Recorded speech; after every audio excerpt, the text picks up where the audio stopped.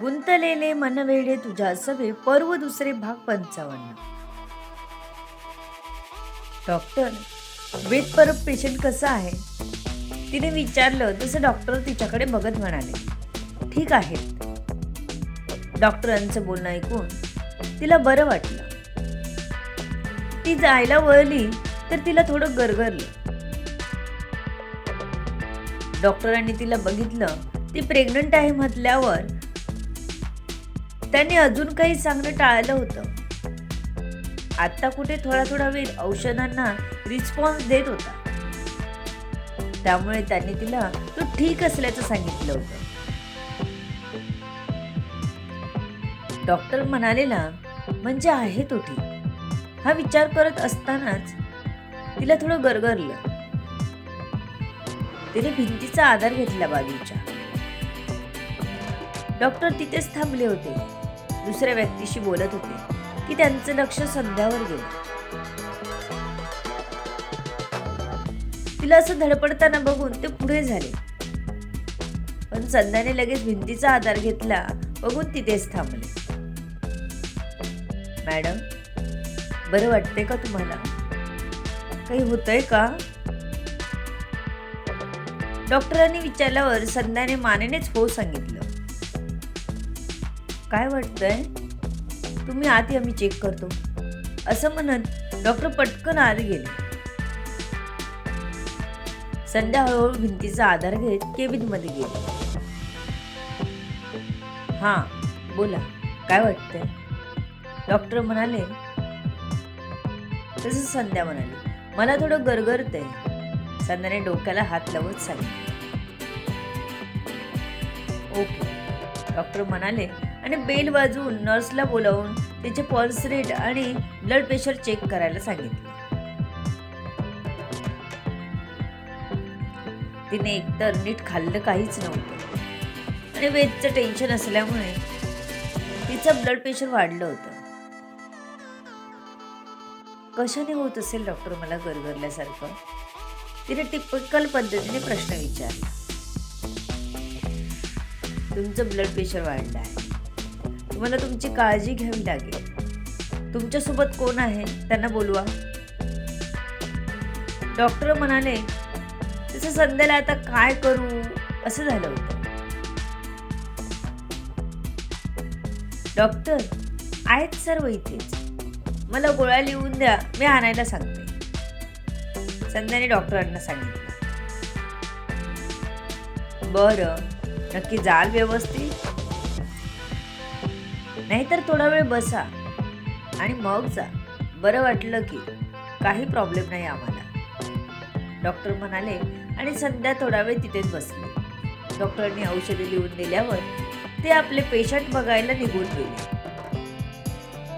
तिने बरं वाटलं तसं बाहेर येत आजूबाजूला बघितलं. तेवढ्यात तिच्यावर समीरचं लक्ष गेलं. संध्या, इथे काय करतेस? त्याने थोडं काळजीने विचारलं. काही नाही, मला थोडं गरगरल्यासारखं वाटलं म्हणून मी डॉक्टरांकडे जाऊन चेक केलं.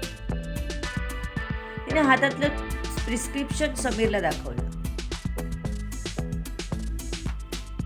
हे काय, औषधं लिहून दिली आहे? समीरने तिच्या हातातला पेपर घेत विचारलं. हो, संध्याने सांगतात समीरने तो पेपर आपल्याकडे घेतला. मी आणतो औषध, तू बस आतमध्ये. समीर हा वेदचा मित्र जरी असला तरी संध्याला अगदी बहिणीसारखं करायचा. त्यामुळे तो तिला नावानेच हाक मारायचा. समीरने सांगताच संध्या समीर बसला होता तिकडे बसायला गेली आणि समीर औषध आणायला तिथेच असलेल्या मेडिकल स्टोअर मध्ये गेला.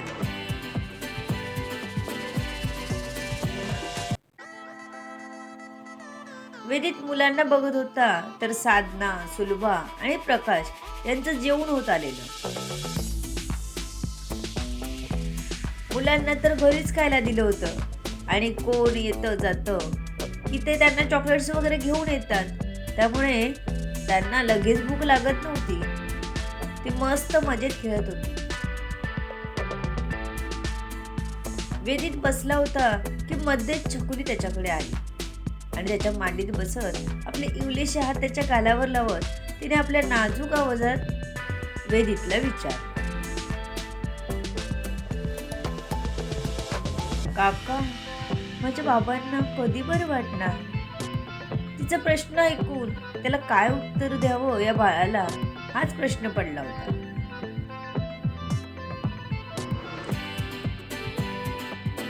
बाबा, बाळा, बाबा चांगला आहे आता. आपण उद्या बाबांना बघायला जाऊ. तू छान खेळायचा. जा, खेळ जा तू बघ मोहित दादा खेळतोय बघ.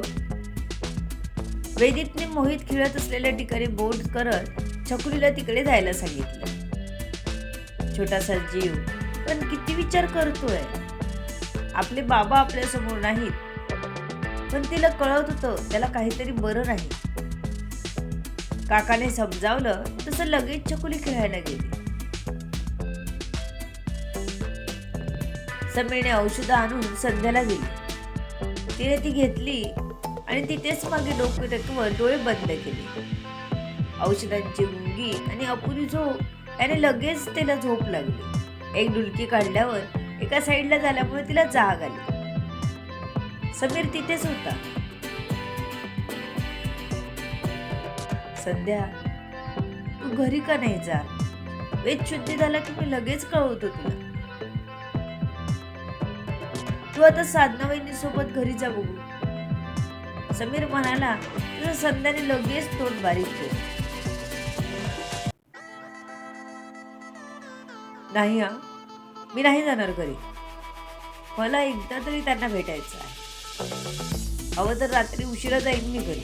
काल सांग. तिचा तो पवित्रा बघून मग समीर काहीच सांगायच्या भानगडीत पडला नाही तिला. साधनाचं झालं तसं ती पुन्हा घरी जायला निघाली. तिने मुलांना आपल्या सोबत घेतलं. जाताना वेदांगला डिस्चार्ज मिळाल्यामुळे त्यांनाही घरी पाठवलं. त्यांनाही इथे ठेवून आबाळच झाली असती त्यांची. त्यापेक्षा ते घरी गेलेलेच बरे. म्हणूनच वेदितने त्यांना घरी पाठवलं साधनासोबत. मुलांसोबत त्यांनाही बरं वाटेल. सुलभा मात्र आता इथेच थांबल्या होत्या. प्रकाश आणि सुलभा संध्याला बघायला आत आले. समीरलाही आता पुन्हा जायचं होतं. दोघंही संध्यासोबत बसले. डॉक्टर पुन्हा बाहेर आले तसं संध्याने त्यांना एकदा वेदला भेटायला देण्याची विनंती केली. तुम्ही फक्त त्यांना बघू शकता, त्यांना हात लावायचा नाही. तिच्या भरल्या डोळ्यांकडे बघत डॉक्टर म्हणाले.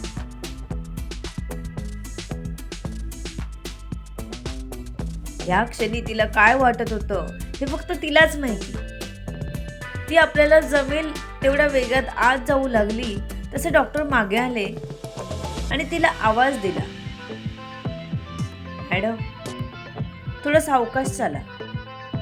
आता पेशंट कुठेच पळून जात नाही आणि मी परमिशन दिली म्हणजे तुम्हाला कोणीच अडवणार नाही. सो प्लीज तुम्ही सावकाश जा त्यांच्याकडे आणि त्या टेबलवर बसा. लांबूनच 5 मिनिटं बघा आणि हळू चालत बाहेर या. नाहीतर पडला तर तुम्हालाच ऍडमिट करावं लागेल. कळलं? असं थोड्या कडक आवाजात डॉक्टर बोलल्यावर संध्याला आपली चूक लक्षात आली. वेदला भेटायला जायचं ह्या नादात ती फास्ट चालली होती. पण जर पाय कुठे अडकला असता तर पडायला वेळ लागला नसता. हो हो हो असं अडकळत उत्तर देत ती सावकाश दरवाजा उघडत आत गेली. एसी फुल असल्यामुळे एकदम थंड वाटलं आतमध्ये. तिने दोन्ही हात खांद्यावर चोळत हळूच जाऊन टेबलवर बसली. वेदला असं ऑक्सिजन मास्क, हाताला सुई, हातापायीला मशीन लावलेलं बघितलं आणि तिच्या डोळ्यातून आपसुकच पाणी वाहू लागलं. ते काही थांबायचं नाव घेत नव्हतं.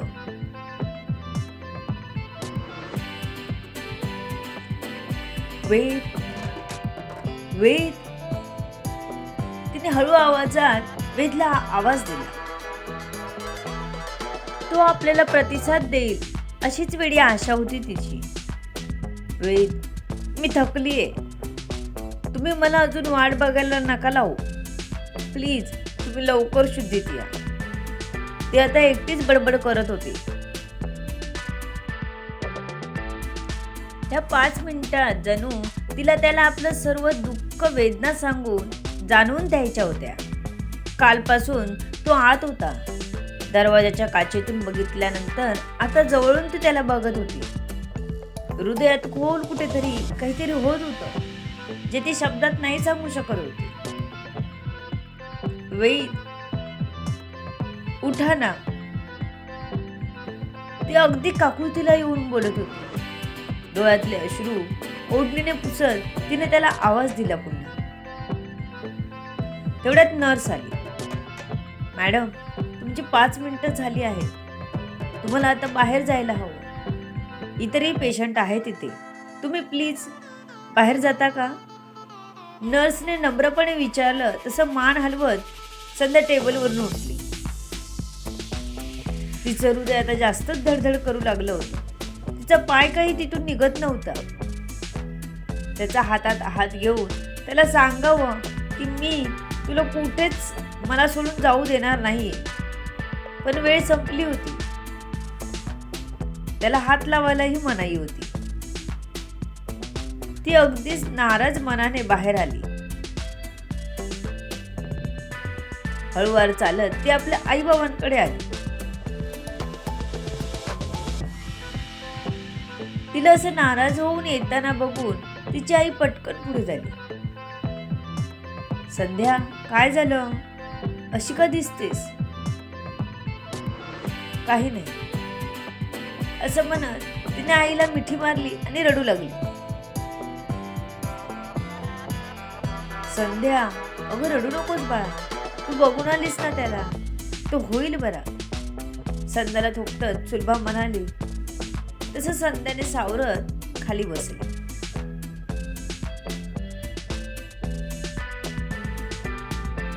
डॉक्टर वेदकडे आले तर त्याच्याकडून मिळणारा रिस्पॉन्स बऱ्यापैकी वाढला होता. डॉक्टरांच्या लक्षात आलं की मॅडम भेटून गेल्यामुळेच हा फरक आहे. त्यांनी नर्सला पुन्हा संध्याला आतमध्ये बोलवायला पाठवलं. मॅडम, तुम्हाला डॉक्टर आत बोलावत आहे. नर्सने डॉक्टरांचा निरोप पोहोचवला. तसं ती पुन्हा उठली आणि आत जाऊ लागली. का बोलावलं असेल आपल्याला, ही भीती तिला तिच्या मनात खात होती. वेद असेल ना बरा, ती मनातल्या मनात बोलत आत गेली.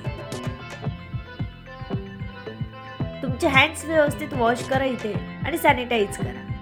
तिला डॉक्टर म्हणाले. डॉक्टर आपल्याला हे नेमकं काय सांगत आहेत हेच कळत नव्हतं, पण तिने जसं डॉक्टरांनी सांगितलं तसं सगळं केलं. इथे बसा. तुमच्या हाताने त्याचा हात पकडा आणि थोडा वेळ बसा. पेशंट प्रोग्रेस करत आहे, डॉक्टर म्हणाले. तसं संध्या तिथल्या टेबलवर जाऊन बसली. तिने भीतभीतच वेदचा हात हातात घेतला. एकदम थंडगार हात हातात येताच शहारा आला अंगावर. तिचा स्पर्श होताच वेदचं शरीर बऱ्यापैकी रिस्पॉन्स द्यायला लागलं होतं. एक वेगळंच कनेक्शन होतंय. वेद येईल का शुद्धीत लवकर? पाहूयात पुढच्या भागात. लेखिका शब्दविधी उर्फ संतोषी राणे पाताळे. तुम्हाला वेगवेगळ्या कथा ऐकायच्या असतील या चॅनलवर तर सबस्क्राईब करा. धन्यवाद.